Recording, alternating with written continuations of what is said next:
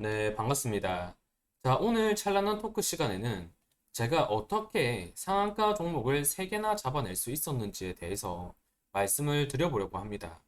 자, 주말 동안 정말 로봇 관련주 투자하신 분들은 설레서 밤잠이 오지 않으셨을 것 같습니다. 주말 동안 최태원 회장이 AI 특명 휴머노이드 로봇을 키워라 라는 발언이 나오면서 월요일날 네, 안 그래도 로봇 관련주들이 최근에 좀 흐름이 좋았죠. 그런데 여기에 더해서 SK까지 가세를 하다 보니까 월요일 날 로봇 관련주들의 급등은 사실 예고된 부분과 같았습니다. 그래서 주말 동안 로봇 관련주에 투자를 하고 계셨던 분들이라고 한다면 정말 밤잠 못 이루고 설레셨을 것 같습니다. 실제로 우리 역시도 제가 로봇 관련주들을 좀 체크를 드리면서 상한가 종목을 3가지나 뽑아낼 수 있었습니다. 유일 로보틱스, SM코어, 휴림로봇 이렇게 3가지를 뽑아낼 수 있었는데 이 이유에 대해서 제가 한번 말씀을 드려보려고 합니다.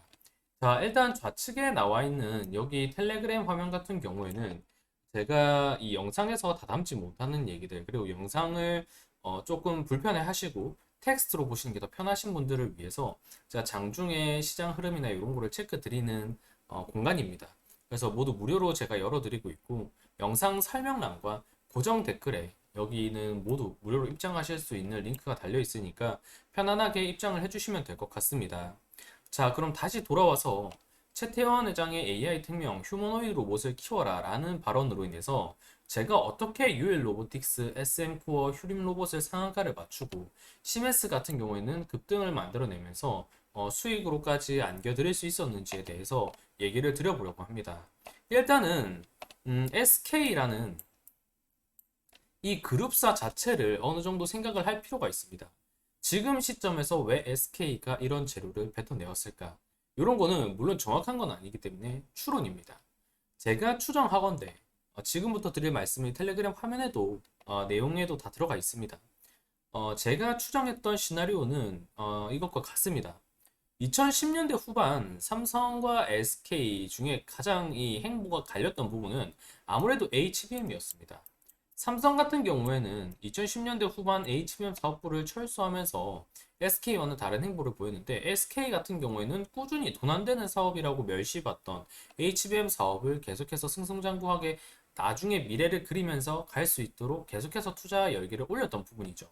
그래서 HBM을 축으로 둘러싼 삼성과 SK의 이런 방향성은 2023년 후반부터 나오기 시작했고 그 이전까지만 하더라도 사실상 삼성 우세였습니다. 그런데 최근에 일단 지우겠습니다. 그런데 최근에 삼성과 SK의 이런 반도체 대전에 있어서 SK가 SK가 삼성보다 반도체 영업이익을 좀 뛰어넘어 버리면서 삼성을 뒤집어 버렸죠. 그래서 삼성 주가는 정말 바닥을 어디인지 모르는 상태로 좀 많이 내려갔던 부분이고 SK 하이닉스 같은 경우에는 주가가 좀 많이 상향되는 모습이 있었습니다. 그런데 이 구간에 있어서 과연 삼성이라고 가만히 있을 것인가 라고 했을 때 그건 아니라는 거죠. 어쨌든 반도체 입지 자체가 있으니까. 그래서 삼성도 HBM에 대해서 개발 열기를 계속해서 가져가고 좀 엔비디아에 납품하고자 힘을 썼던 부분이지만 그게 쉽진 않았어요. 그게 왜 쉽지 않았냐라고 제가 말씀을 드렸었냐면 MUF, NCF의 격차라고 말씀을 드렸습니다. 기본적으로 이런 이 HBM이라던가 반도체 칩을 생산함에 있어서 열 전력 효율 문제, 요게 상당히 좀 컸던 부분이거든요. 근데 이 NCF보다 기본적으로 MR-MUF 기술이 더 뛰어났던 부분이기 때문에 사실 열 전도 문제라던가 열 효율 측면을 생각했을 때 이런 엔비디아가 쉽게 삼성의 물건을 받아들이기는 힘들었다라는 거죠. 그래서 그때까지만 하더라도 제가 삼성이 언젠가는 결국에 쫓아올 거다. 언젠가는 결국 HBM3 납품을 시작할 거다. 왜냐? 엔비디아도 현 독점 체제를 유지하려고 한다면 물량 공세를 결코 배제할 수가 없다. 그렇기 때문에 NCF 기술이 도입된 삼성의 HBM이라고 하더라도 결국에 엔비디아가 받아들일 것이다라고 말씀드렸습니다. 하지만 그 수요까지는 어떻게 될지 모른다. 결국에 수요율 측면으로 감안한다라고 하더라도 MR-MUF 기술을 도입하고 있는 SK의 우세가 당분간 이어질 수밖에 없다라고 강조를 드렸죠. 그래서 반도체 측면으로 봤을 때 이 흐름이 맞아떨어지면서 SK가 1승을 가져갔어요. 그리고 그 이후에 그럼 삼성은 손 놓고 있을 거냐? 라고 했을 때 2라운드 로봇으로 이어지는 거예요. 2라운드가 로봇으로 이어짐에 있어서 삼성이 어떤 재료를 배터했어요? 레인보우 로보틱스를 필두로 한 휴머노이드 발표했죠.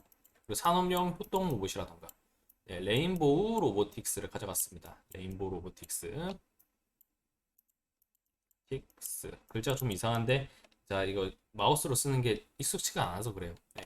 레인보우 로보틱스가 나왔죠. 그래서 삼성이 로봇 관련해서 제로성을 뱉어낼 때마다 지분 투자 이력이 있는 레인보우 로보틱스의 강세가 상당히 눈에 띄었어요.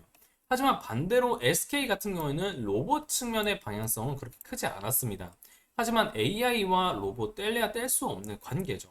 그래서 여기서부터 시나리오를 미리미리 그려뒀어야 돼요. 삼성과 SK가 반도체 부분에 있어서 삼성 우위로 좀 방향성이 그동안 이어졌었는데 이거를 2023년 이후부터 SK가 MRMUF 기술을 도입한 HBM을 필두로 해서 엔비디아의 매출을 발생시키다 보니까 반도체 영업이익이 SK가 삼성을 뛰어넘어 버렸단 말이에요. 그래서 여기서 삼성 1패를 해버렸죠.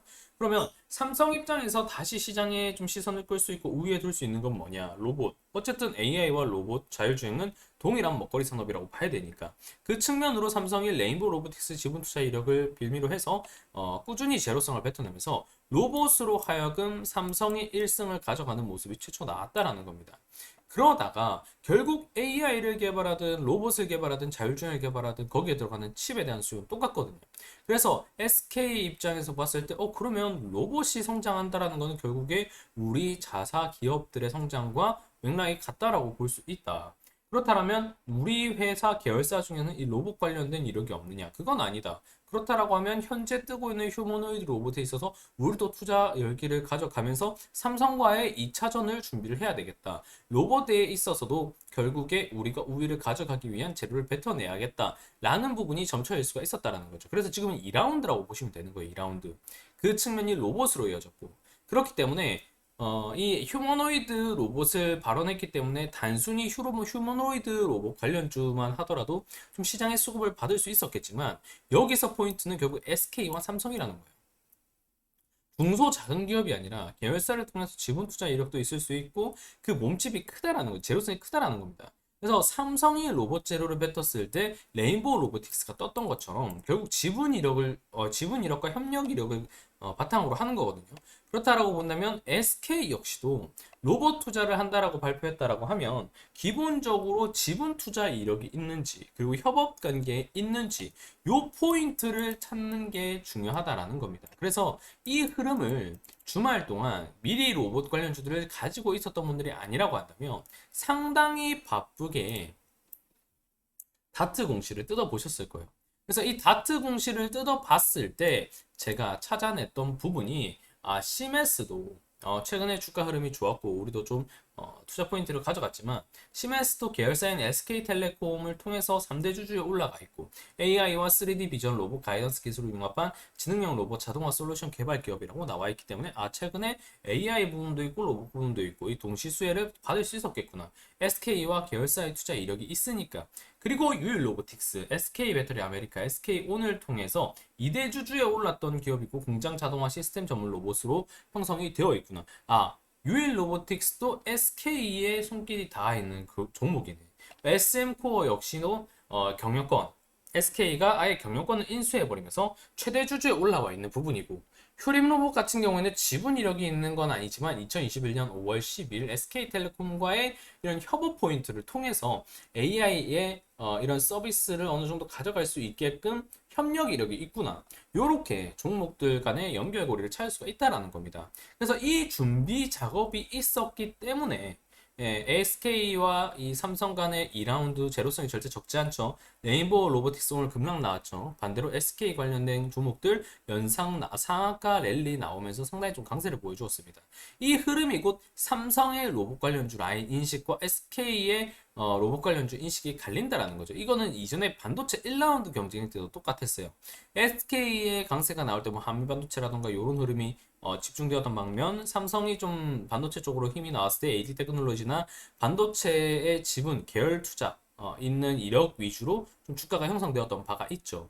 이 흐름이 로봇으로 이어지고 있는 부분이고 그 흐름을 최태원이 신호탄을 뱉었기 때문에 어찌되었든 SK와 이력이 있는 종목들 위주로 이렇게 가져가는 게 상당히 이 재료에 있는 수급을 오롯이 먹을 수 있을 가능성이 높은 방향으로 나아진다라는 거죠. 그래서 이 주말 동안 다트를 뒤져보는 게 상당히 중요했을 부분이라는 겁니다.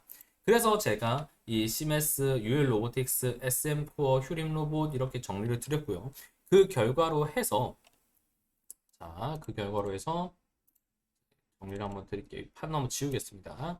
그 결과로 해서 쭉쭉쭉쭉 내리다 보면 여기 지금 이건 다 제가 지금 시나리오 제가 지금 영상으로 말씀드리는 것들 시나리오 텍스트로 적어 드린 거예요. 그래서 이 부분 확인하시면 될 것 같고 그래서 그 이후에 어떻게 됐느냐 지금 쭉쭉쭉 내려다 보면 여기 나와 있죠. 시메스 오늘 기준으로만 했을 때 25%. 저는 이거 추천 이미 이전에 드렸기 때문에 그리고 유엘 로보틱스도 상한가를 갔고요. SM 코어도 이 당시에 점심시간 이전인데 이후에 됐을 때 상한가를 달성해 주었죠. 유엘 로보틱스, SM 코어, 휴림 로봇까지 모두 상한가를 달성해 주는 모습이 나와 주었습니다. 그래서 재료가 어떻느냐에 따라서 기본적으로 재료의 사이즈를 판단을 해야 되고요. 재료의 사이즈가 판단이 되었다라고 한다면 그 사이즈에 맞는 이력, 가장 큰 거는 결국 지분 투자 이력이죠. 그게 어떻게 포진되어 있느냐를 찾아내는 게 상한가를 먹느냐 아니면 단순히 그냥 상승세를 먹느냐를 가르는 방향이 된다라고 말씀을 드려보고 싶은 겁니다. 그래서 이런 재료가 나왔을 때 누가 조금 더 부지런하느냐 그게 수익률 1%, 2%를 더 가르는 방향이라고 좀 말씀을 드려보고 싶습니다. 자, 오늘은 제가 어떻게 이 상한가 종목들을 세 개나 잡을 수 있었는지에 대해서 한번 말씀을 드려봤습니다.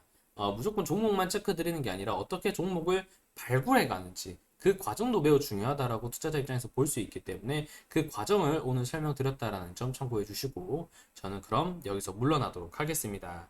자, 영상이 도움이 되셨다면 좋아요와 구독, 댓글 꼭 부탁드리고요. 좌측에 있는 텔레그램 화면 역시도 무료로 진행되고 있기 때문에 편안하게 영상 설명란과 고정 댓글을 통해서 입장해 주시면 되겠습니다. 저는 그럼 다음 찬란한 토크 시간에 인사드릴 수 있도록 하겠습니다.